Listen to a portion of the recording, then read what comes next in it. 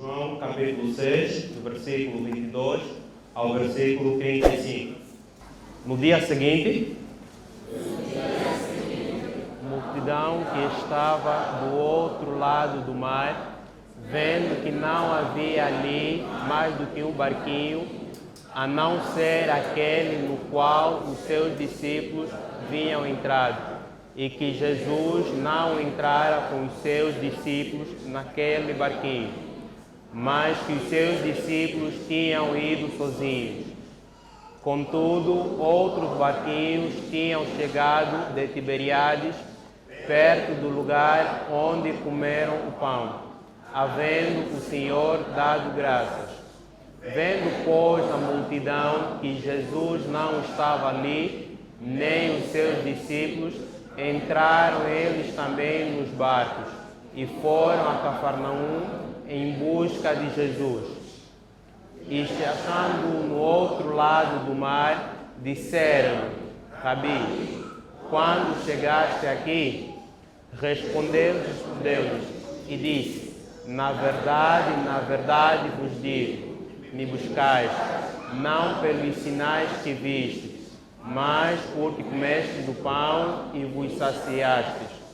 Trabalhai não pela comida que perece, mas pela comida que permanece para a vida eterna, a qual o Filho do Homem vos dará, porque a este o Pai, Deus, o selou. Disseram-lhe, pois, que faremos para executarmos as obras de Deus? Jesus respondeu e disse-lhes: a obra de Deus é esta, que creiais naquele que Ele enviou. Disseram-lhe, pois, que sinal, pois, fazes tu para que o vejamos e creiamos em ti? Que operas tu? Nossos pais comeram o maná no deserto, como está escrito: deu-lhes a comer o pão do céu. Disse-lhes, pois, Jesus: na verdade vos digo, Moisés não vos deu o pão do céu, mas meu Pai vos dá o verdadeiro pão do céu. Porque o pão de Deus é aquele que desce do céu e dá vida ao mundo. Disseram-lhe, pois: Senhor, dá-nos sempre desse pão. E Jesus lhes disse: eu sou o pão da vida. Aquele que vem a mim não terá fome, e quem crer em mim nunca terá sede. Oremos ao Senhor. Pai eterno, Pai do nosso Senhor Jesus Cristo e nosso Pai por adoção, louvamos, exaltamos e bendizemos o Seu nome, porque o Senhor é bom e as suas misericórdias duram para sempre. Diante da sua presença nós estamos, diante da tua palavra. Senhor, cumpra em nós o teu querer. Tudo isso nós te pedimos e agradecemos, nos merecimentos de Cristo Jesus. Amém. O texto que nós acabamos de ler fala necessariamente do capítulo 6 em geral. É um texto conhecido por nós. No capítulo 6, nós temos a história da multiplicação dos pães. No capítulo 6, nós também vemos Jesus andando sobre as águas quando ia ao encontro dos seus discípulos. E também no mesmo capítulo 6, nos últimos versículos, nós vemos que Jesus, após dar o seu discurso, muitos daqueles que o seguiam o abandonaram. E então Jesus pergunta para os discípulos que ficaram: vocês não querem retirar-se também? E temos aquela declaração de Pedro: para onde iremos nós, Senhor? Pois tu tens as palavras de vida eterna, e nós temos crido e conhecido que tu és o Cristo, o Filho do Deus vivo. Então, no dia de hoje, nós vamos falar como começou o discurso de Jesus, neste caso, após a multiplicação dos pães, após o encontro com os discípulos no mar, e no momento em que a multidão seguiu Jesus, no momento em que a multidão foi à procura de Jesus. Quando nós compreendemos a multiplicação dos pães, nós vimos que a multidão havia seguido Jesus por causa dos sinais que Cristo havia feito. A multidão havia seguido Jesus por causa da cura que Cristo tinha feito. E isso nós vimos no versículo 2, onde a multidão seguia a Cristo por causa dos sinais. Mas, depois de Cristo ter se retirado daquele local, a multidão o seguiu. Vamos começar do versículo 22, por favor. Aí diz que no dia seguinte, a multidão que estava do outro lado do mar, vendo que não havia mais ali do que um barquinho, a não ser aquele no qual os seus discípulos haviam entrado, e que Jesus não entrara com os seus discípulos naquele barquinho, mas que os seus discípulos tinham ido sozinhos. Então, a multidão percebeu que Cristo não mais estava no meio deles. E com isso, no versículo 23, nos diz que, entretanto, contudo, outros barquinhos tinham chegado de Tiberíades, perto do lugar onde comeram o pão, havendo o Senhor dado graças.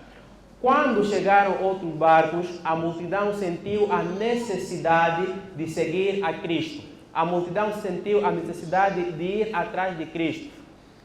Continuando no versículo 24. Vendo, pois, a multidão que Jesus não estava ali, nem os seus discípulos, entraram eles também nos barcos e foram a Cafarnaum em busca de Jesus. Nós vemos aqui a intenção do povo, que era ir ao encontro do nosso Senhor Jesus Cristo. Em primeira fase, nós vemos isso como algo bom. Mas qual era a real motivação do povo ter saído daquele lugar para ir até onde Cristo estava? É isso que nós vamos começar a tratar agora. Versículo 25. E, achando no outro lado do mar, disseram: Rabi, quando chegaste aqui? Quando a multidão se encontrou com Jesus, fizeram a pergunta: quando foi que o mestre chegou aqui? Porque supostamente o povo tinha o desejo de estar perto de Jesus. Mas nós vemos que Jesus Cristo responde para a multidão: na verdade, vos digo que me buscais não pelos sinais que viste, mas porque comeste do pão e vos saciaste. Então nós conseguimos compreender que Jesus, olhando para o povo, Cristo havia entendido qual era a motivação que levou o povo a segui-lo. Nós vimos que no versículo 2 do capítulo 6, a multidão primeiro seguiu a Cristo por causa dos sinais que Cristo havia feito. Após Cristo ter curado, então o povo o seguiu por causa dos sinais. Mas aqui Jesus está dizendo: vocês estão me seguindo não mais por causa dos sinais que vocês viram. Vocês agora estão me seguindo porque vocês foram alimentados, porque vocês comeram e ficaram saciados. Nós estamos vendo aqui que a multidão seguia a Cristo primeiro por causa dos milagres e agora estava seguindo a Cristo porque Cristo os tivera alimentado. A nossa busca a Cristo não deve ser por causa dos milagres. A nossa busca a Cristo não deve ser por causa de alimento terreno. A nossa busca a Cristo, primeiramente, deve ser por quem Ele é. E muito mais daquilo que Ele pode nos dar. Então, nós estamos vendo aqui que a motivação do povo naquela altura em seguir a Cristo era por causa dos sinais. A motivação do povo em seguir a Cristo era por causa da alimentação que Cristo tivera dado. E a pergunta que se coloca para os nossos dias: qual é a nossa motivação? Qual tem sido a nossa real motivação em buscarmos a Cristo? Qual tem sido a nossa motivação em irmos atrás de Cristo? A nossa real motivação em buscarmos a Cristo deve ser uma real comunhão com Ele. A nossa real motivação em buscar a Cristo deve ser o real desejo de termos comunhão com Ele, de vivermos segundo a Sua vontade, vivermos segundo a Sua palavra, em uma vida de constante obediência. E nós conseguimos perceber no versículo 27, trabalhai não pela comida que perece, mas pela comida que permanece para a vida eterna, a qual o Filho do Homem vos dará, porque a este o Pai, Deus, o selou. Cristo ainda falando com a multidão que tivera feito a pergunta: quando chegaste aqui? Cristo está dizendo para ele: vocês, a vossa preocupação não deve ser as coisas terrenas. A vossa maior preocupação não deve ser com as coisas terrenas. Por isso, vocês devem trabalhar não pela comida que perece. Nós muitas das vezes ficamos completamente atarefados no nosso dia a dia, procurando como nos sustentar, procurando como viver. Isso não é errado, mas isso não pode sobrepor a nossa comunhão com Cristo.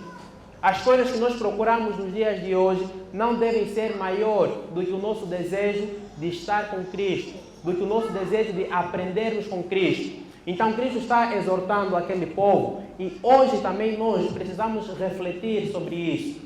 Aonde nós temos exercido o nosso maior esforço?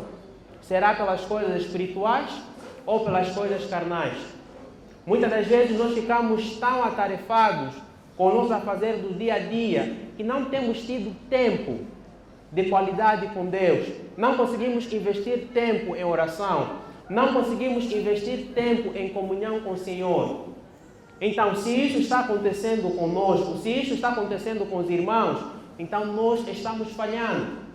Porque nós estamos nos preocupando pela comida que perece. Nós estamos mais preocupados com as coisas desta terra. E não é isso que Cristo deseja de nós. Não é isso que Cristo quer de nós. Por essa mesma razão, a Bíblia diz que não acumuleis para vós outros tesouros na terra, aonde o ladrão vem e rouba. Mas nós devemos acumular os nossos tesouros no céu. Nós devemos procurar investir boa parte do nosso tempo. A nossa real motivação deve ser uma vida de constante obediência a Cristo. E aqui ele continua: vocês devem trabalhar pela comida que permanece para a vida eterna. A vossa maior preocupação nesta terra deve ser aquilo que é eterno. E aquilo que é eterno nós encontramos na pessoa de Cristo Jesus. Porque sem Ele nós temos eternidade, mas é uma eternidade de morte. Sem Cristo nós temos eternidade, que é a condenação eterna, a morte eterna. Mas é em Cristo que nós encontramos a vida eterna. É em Cristo que nós encontramos a vida em abundância. Então Cristo está dizendo para o povo naquela altura que a vossa preocupação não tem sido pelas coisas espirituais. Eu creio que através disso nós podemos refletir como tem estado a nossa vida. Qual tem sido a nossa maior preocupação? Será com as coisas de Deus ou com as coisas deste mundo apenas? Nós nos conhecemos a nós mesmos e devemos nos examinar. No versículo 28, disseram-lhe, pois, que faremos para executarmos as obras de Deus? A multidão olha para Cristo depois da declaração e pergunta: o que é que nós podemos fazer para executarmos as obras de Deus? Nós lembramos da passagem do jovem rico que, olhando para Cristo, perguntou: mestre, o que eu posso fazer para herdar a vida eterna? O que eu posso fazer para ganhar a vida eterna? É necessário nós compreendermos que para aquilo que é eterno, a intenção principal ou a primeira intenção não provém de nós. Porque não fomos nós que fomos à busca de Cristo quando nós pecamos. Não fomos nós que fomos à busca de Deus após termos pecado. Nós temos o relato de Adão e Eva, que após eles pecarem, eles haviam se escondido. Mas o Senhor foi até eles perguntando: aonde estás? A iniciativa de uma real comunhão com Deus parte do próprio Deus, não daquilo que nós fizemos. Porque nós nascemos em pecado e em iniquidade as nossas mães nos formaram. E por esta razão, em nosso coração não tem o desejo de buscar a Deus, a não ser que esta intenção, primeiramente, venha do próprio Deus, nos concedendo em nossos corações. Então, a multidão perguntou: o que nós podemos fazer para executarmos as obras de Deus? Muitas das vezes nós temos perguntado: qual é a vontade de Deus para a minha vida? O que Deus quer de mim? É necessário que nós tenhamos esta resposta. É necessário que nós estejamos certos desta pergunta junto da sua resposta. E no versículo 29, Cristo responde. Jesus respondeu: e disse-lhes: a obra de Deus é esta, que creiais naquele que Ele enviou. A obra de Deus resume-se na pessoa de Cristo Jesus. A obra de Deus, ou a vontade de Deus para nossas vidas, é que nós creiamos em seu Filho Jesus Cristo. E este desejo parte do próprio Deus em ter nos amado ao enviar o seu Filho para morrer por nós na cruz do Calvário.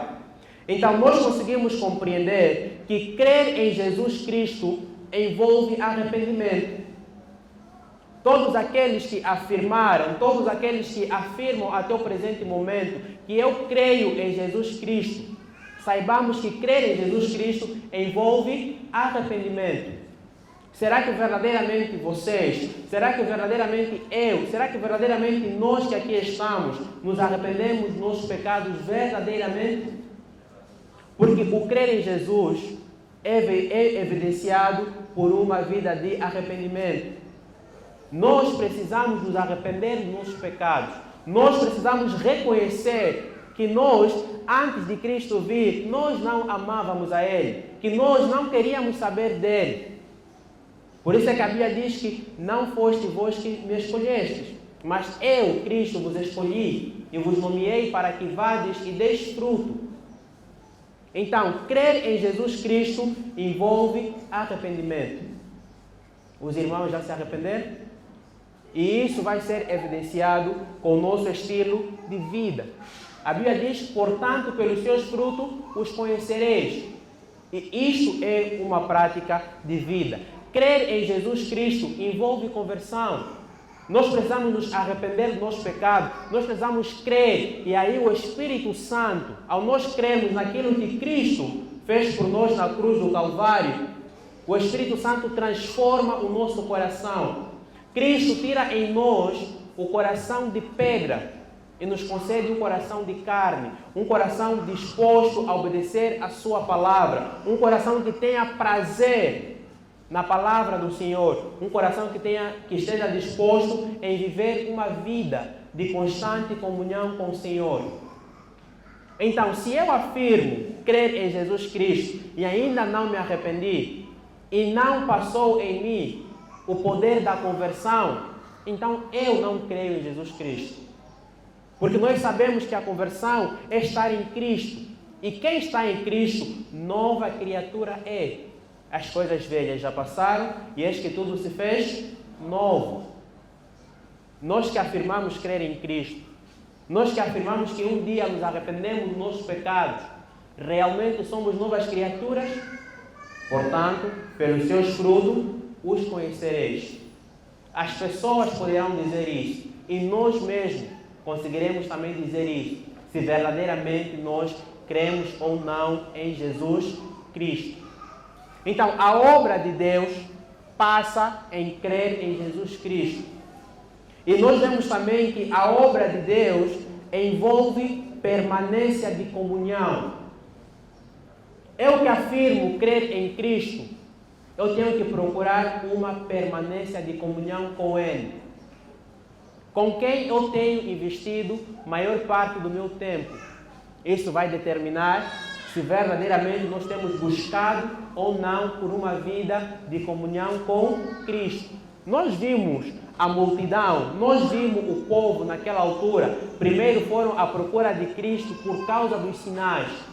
Não porque eles queriam aprender com Cristo, não porque eles queriam ter uma vida de comunhão com Cristo, mas como viram os sinais, então foram à procura de Cristo. Possivelmente porque eles também estavam passando por dificuldades, então olharam para Cristo como a solução dos seus problemas, nada mais do que isso. E depois de Cristo ter alimentado a multidão, quando perceberam da ausência de Jesus, voltaram a seguir. Não voltaram a seguir porque eles creram em Jesus Cristo verdadeiramente. Não voltaram a seguir a Cristo porque queriam estar perto de Cristo. Não, voltaram a seguir a Cristo porque Cristo tivera os alimentado. E Cristo percebeu isso. E Cristo conhece os nossos corações. Cristo conhece a nossa vida. E Cristo sabe qual é a real motivação nossa de buscarmos. Qual tem sido a nossa motivação em buscarmos a Cristo? Será os sinais? Eu não sei. Qual tem sido a nossa real motivação em buscarmos a Cristo? Será o sustento terreno? Eu também não sei, mas os irmãos sabem. E eu sei particularmente qual é a minha motivação em buscar a Cristo. E nós conseguimos perceber que crer em Jesus Cristo também envolve obediência. Eu que afirmo crer em Jesus Cristo, isso tem que ser manifestado por uma vida de constante obediência à sua palavra. A Bíblia diz: se me amardes, vós guardareis os meus mandamentos. Uma das demonstrações de amor que nós temos para com Cristo é a observância dos seus mandamentos. O salmista diz: escondi a sua palavra em meu coração para eu não pecar contra ti. Então, se nós amamos a Cristo, se nós crermos em Cristo Jesus, nós vamos guardar, nós vamos obedecer a sua palavra. E quando assim nós vivermos deste modo, nós podemos ter a certeza que verdadeiramente nós cremos em Cristo Jesus. Que verdadeiramente nós não mais vivemos segundo a nossa vontade, mas segundo a vontade de Deus. E é interessante que nós vemos aqui que Jesus afirma. A multidão pergunta: o que nós podemos fazer para realizar as obras de Deus? E Cristo diz que a obra de Deus é esta, que eles devem crer naquele que Deus enviou. A obra de Deus resume-se na pessoa de Cristo Jesus. A obra de Deus resume-se em crermos em Jesus Cristo com todo o nosso coração, com toda a nossa vida. A obra de Deus é nós vivermos não mais segundo a nossa vontade. Mas por que razão que a obra de Deus, de um Deus tão grande, de um Deus tão poderoso, resume-se numa pessoa? O que tem Cristo de tão especial para que toda a obra de Deus resume-se nele? Ele é o centro da obra de Deus.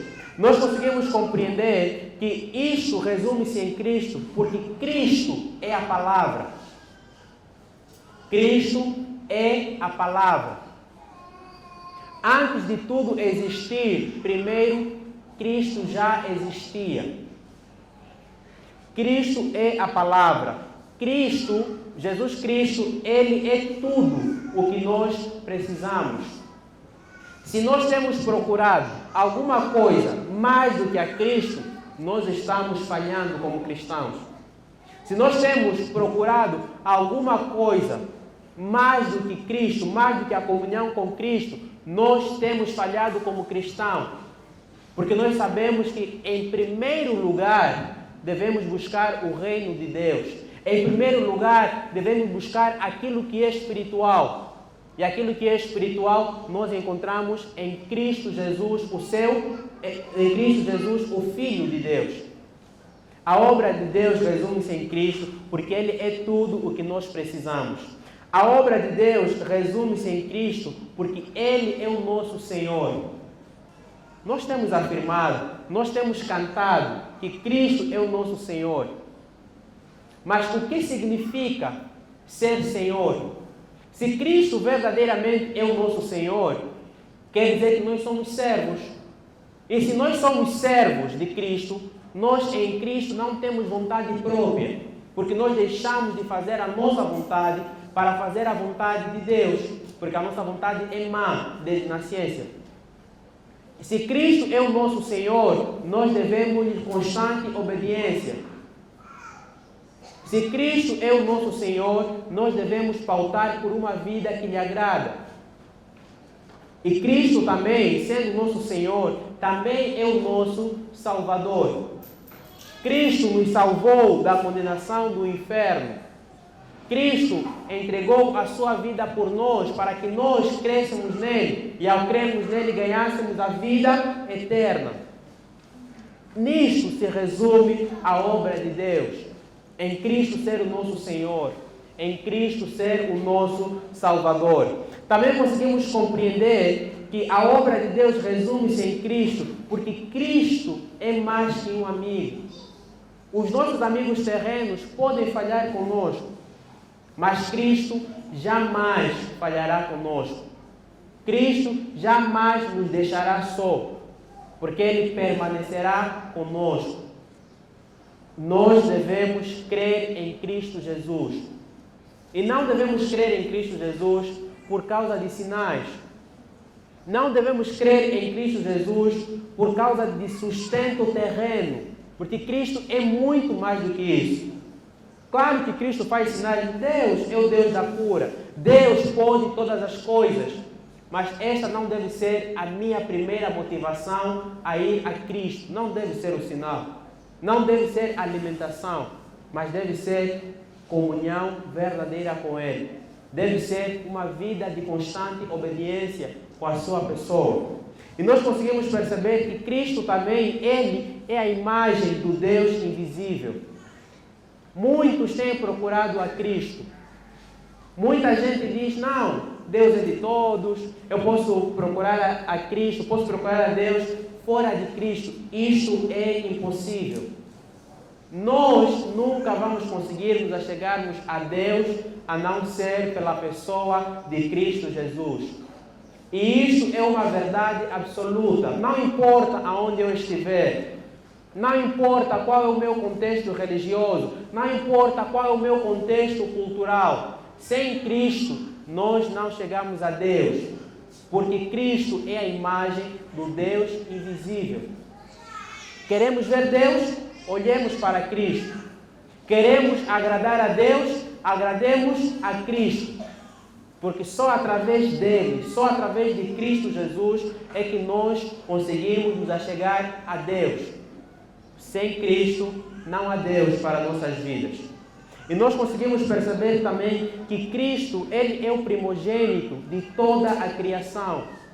Cristo tem a supremacia em tudo quanto foi criado. Existe um engano muito grande que nós temos visto nos dias de hoje, em que pessoas, em que determinadas religiões afirmam que Cristo foi criado. Não, Cristo não foi criado. Cristo é antes da criação. Antes que tudo existisse, Cristo já existia. Por isso nele se resume a obra de Deus. Então, para todos aqueles que estão fazendo esta pergunta no dia de hoje, para todos aqueles que algum dia fizeram esta pergunta, o que eu posso fazer para agradar a Deus? Qual é a vontade de Deus para a minha vida? Saiba que a vontade de Deus para a sua vida é que você creia em Cristo Jesus, o seu Filho. E crer em Jesus é se arrepender dos seus pecados. Crer em Jesus é não mais vivermos segundo a nossa vontade. Crer em Jesus é viver uma vida de constante obediência à sua palavra. E nós vemos que a obra de Deus se resume na pessoa de Cristo, porque Cristo é Deus. Cristo é o Deus encarnado. Cristo é Emmanuel, Deus conosco, Deus no meio do seu povo. O que nós mais precisamos?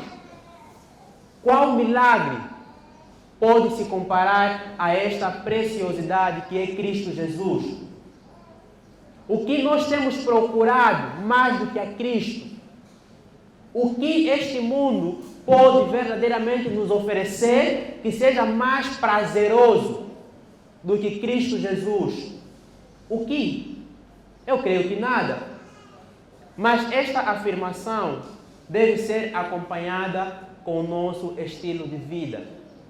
Senão seremos o povo que honra Jesus com seus lábios, mas que os seus corações estão longe dele. Cristo é mais precioso que tudo que existe neste mundo. E Ele deve ser a nossa real motivação ao buscarmos. Não sejamos como o povo naquela época, que foi à busca de Jesus por causa dos sinais, que foi à busca de Jesus por causa dos pães que comeram e dos peixes. Mas sejamos as pessoas que vão à busca de Jesus Cristo por causa de uma vida de comunhão, que vão à busca de Jesus Cristo por reconhecermos que sem Ele nós não somos nada. Tendo Cristo, nós temos tudo. Mas não tendo Cristo, o tudo que nós temos é nada. É mais reduzido que o pó. Quando nós vemos o versículo 30, o povo diz para Jesus: que sinal, pois, fazes tu para que o vejamos e creamos em ti? Que operas tu? A obra de Deus resume-se em crer naquele a quem Deus enviou. A obra de Deus resume-se em crermos em Jesus Cristo. E a multidão ainda assim acha que isso não é suficiente. Por isso pergunta: que sinal, pois, fazes tu para que nós o vejamos? Quais são os sinais que nós vemos em ti para crermos que verdadeiramente você foi enviado por Deus? Muitos ainda, assim como naquela altura, continuam à procura de sinais. Muitos ainda têm em suas mentes a seguinte pergunta: por que razão eu vou seguir a Cristo? O que Ele fez? O que Ele pode fazer? O que Cristo vai me dar de tão importante que eu tenho que deixar de viver segundo a minha vida para segui-lo? E a multidão ainda continuava: que sinal tu fazes para que nós verdadeiramente possamos crer em ti? Mas é interessante que, se nós vermos o versículo 14, por favor: vendo, pois, aqueles homens o milagre que Jesus tinha feito, diziam: este é verdadeiramente o profeta que devia vir ao mundo.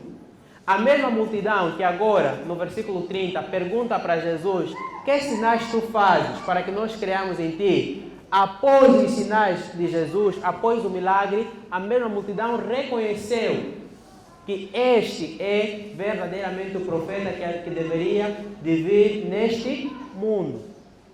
Então nós vemos que o povo estava confuso. O povo não sabia o que queria. O povo pensava que um sinal exterior é mais importante do que a declaração de Jesus. Quando Jesus diz que a obra de Deus resume-se nisto: é Deus ter enviado o seu Filho para que nós possamos crer nele. O que nós mais precisamos para crer em Jesus? Será que também estaremos à espera de algum sinal? Será que também estaremos à espera de alguma cura? Porque eu vejo pessoas afirmando: eu só vou crer em Jesus quando Ele me curar desta doença.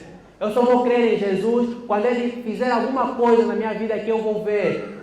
A cruz de Cristo não é suficiente? A sua morte na cruz do Calvário não é suficiente para nós crermos nele? Se a sua morte não for suficiente, então nós somos os mais miseráveis. Se a sua morte não for suficiente, nós somos tolos. E a nossa motivação em buscar a Cristo é uma motivação errada. Estaremos buscando a Cristo pelas comidas que perecem. Estaremos buscando a Cristo por aquilo que é terreno e não por aquilo que é espiritual. Então, no dia de hoje, é necessário nós refletirmos: que sinal nós estamos esperando? Se você verdadeiramente já creu em Cristo, você é salvo. Amém.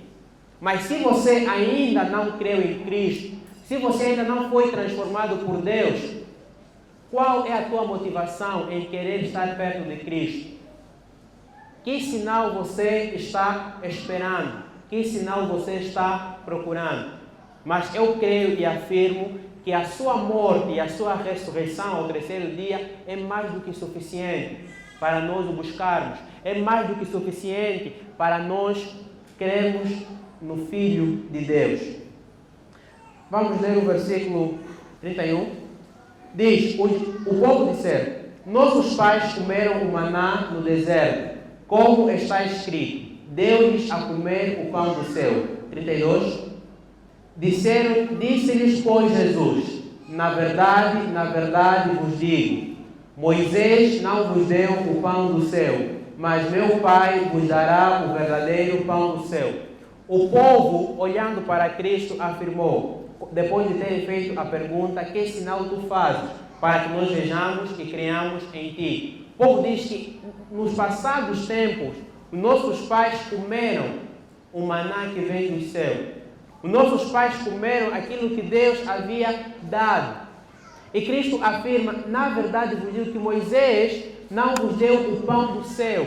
Porque aquilo que nós vimos no livro de Êxodo era apenas uma simbologia daquilo que Cristo é, daquilo que Cristo seria.